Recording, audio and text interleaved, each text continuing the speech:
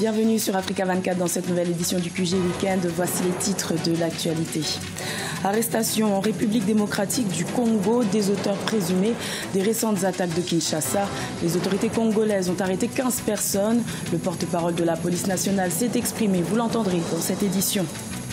Les pays membres de la communauté est-africaine décidaient en 2016 d'imposer une forte taxe dans le secteur du textile de seconde main au profit des industries locales. Une décision qui engendre aujourd'hui la plainte des opérateurs économiques américains.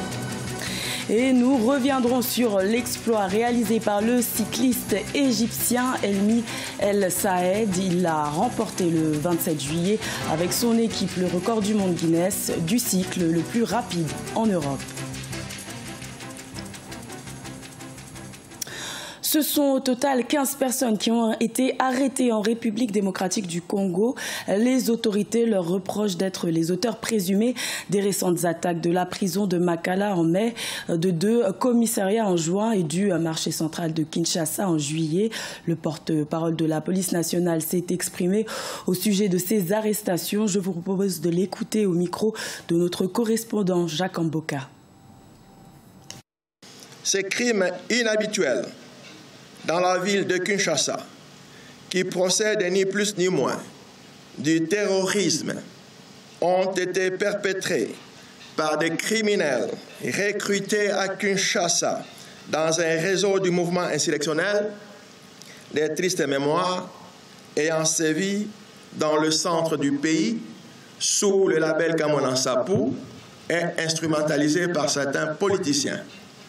Effectivement, il n'est un secret pour personne que, depuis début mai 2017, ces marginaux s'illustrent sinistrement à semer l'insécurité dans la ville de Kinshasa, à entretenir une psychose de panique et de terreur dans le chef de la population, à vouloir affaiblir les relations de confiance entre le peuple et les institutions de la République.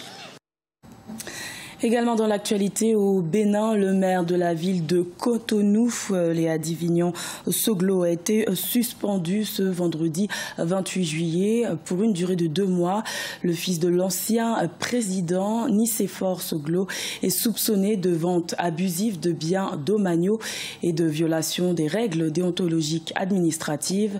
Cette suspension, qui a été décidée par un arrêté du ministre béninois de la décentralisation et de la gouvernance locale, intervient 2 ans après la prise de poste du maire de Cotonou. La finance islamique dite participative est désormais effective au Maroc. La haute autorité religieuse a donné son feu vert le 26 juillet à la Banque centrale marocaine pour commercialiser les produits de finance islamique. Pour l'instant, seules les opérations de base comme l'ouverture d'un compte bancaire sont disponibles. Plus de détails avec Fanny Monichi. Les activités de la finance islamique ont démarré au Maroc. 5 banques agréées ont reçu le feu vert du Conseil supérieur des oulémas. Il s'agit pour l'heure d'un démarrage partiel avec des opérations de base comme l'ouverture de comptes bancaires et de services afférents.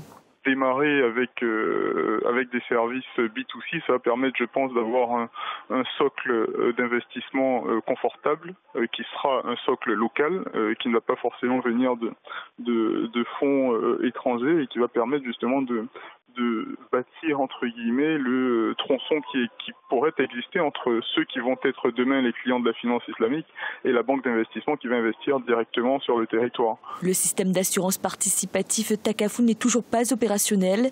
Les soukouk, obligations islamiques, pourront connaître leur première émission en septembre prochain. D'autres banques devraient d'ailleurs avoir leur agrément rapidement. Au Maroc, les perspectives de développement de la finance islamique sont importantes. La population va y adhérer et y adhère déjà. Donc naturellement, c'est tout un segment à aller découvrir et à aller chercher. Le Maroc a quand même un leadership important à travers l'ensemble du continent et je pense que, à mon avis, on attendait depuis fort longtemps que ce leadership-là soit aussi pris sur le segment banque islamique, sur le segment finance islamique, ce qui aujourd'hui n'est toujours pas le cas, n'était pas le cas, mais va, à mon sens, commencer à réellement s'accélérer. La finance islamique pourrait représenter entre 10 et 20% du système bancaire marocain. L'activité de la finance participative, c'est aujourd'hui 2 000 milliards de dollars dans le monde, un volume qui pourrait atteindre 4 000 milliards de dollars d'ici 2020. En 2016, les pays membres de la communauté est-africaine ont décidé d'imposer de lourdes taxes sur les produits vestimentaires de seconde main en provenance de l'Europe et des États-Unis. Cette décision, prise pour promouvoir les industries textiles locales, est aujourd'hui à l'origine d'un différend commercial avec les États-Unis. Plus de détails dans ce reportage de notre correspondant Fraternda Keisenga. Les produits vestimentaires de seconde main sont appréciés à Kigali et sont communément connus sous le nom de Caguwa. Nous sommes ici à Nyamirambo, le quartier le plus populaire de la capitale rwandaise. C'est ici que beaucoup de jeunes Kigalois s'approvisionnent en style, comme ils appellent ces habits tendance qu'on trouve à Nyamirambo. Seulement depuis une année, les choses ont changé pour eux. Il est maintenant très difficile de trouver des habits de seconde main sur le marché. Or, c'est ce que veulent nos clients. Les habits fabriqués localement sont insuffisants et très chers. Ça a vraiment changé, mais on espère que ça devra aller un jour. Nous perdons de plus en plus nos clients parce que nous ne trouvons plus facilement ce qu'ils aiment. C'est vraiment très difficile de s'en sortir sans habits de seconde main. Depuis le 1er juillet 2016, le Rwanda a multiplié par 25 la taxe sur les habits de seconde main. En effet, pour promouvoir les industries textiles locales, en mars 2016, les chefs d'État de la communauté est-africaine ont décidé d'augmenter la taxe sur les habits de seconde main. Un an après, les États-Unis d'Amérique menacent de bannir à ces États l'accès hors taxe à son marché. Il est politiquement et moralement déraisonnable de dire que pour faire les affaires avec les gens, il faut qu'ils achètent ces habits de seconde main. Et je pense que les autorités de la communauté est-africaine ont pris la bonne décision d'augmenter les impôts pour ces habits. Cela va encourager l'utilisation des habits produits localement. L'accès hors taxe de quelques pays africains au marché américain est une loi votée en 2000 connue sous le nom de AGOA en sigle. Selon les autorités américaines, en 2016, les exportations des pays de la région sont estimées à 437 millions de dollars américains, dont plus de 90% en provenance du seul Kenya.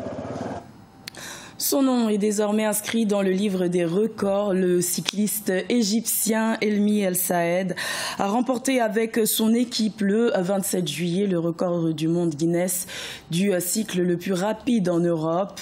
Une performance accompagnée d'une œuvre caritative puisque sur la route, il a récolté de l'argent pour les enfants atteints d'autisme. Nato Pouchachvili.